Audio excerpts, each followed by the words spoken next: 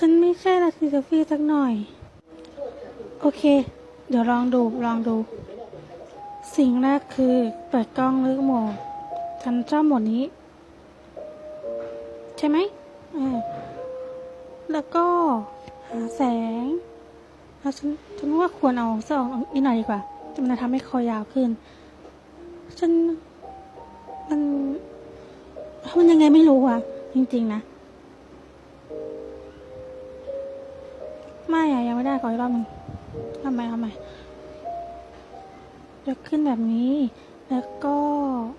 ถ่ายแล้วก็มาเลือกรูป นี่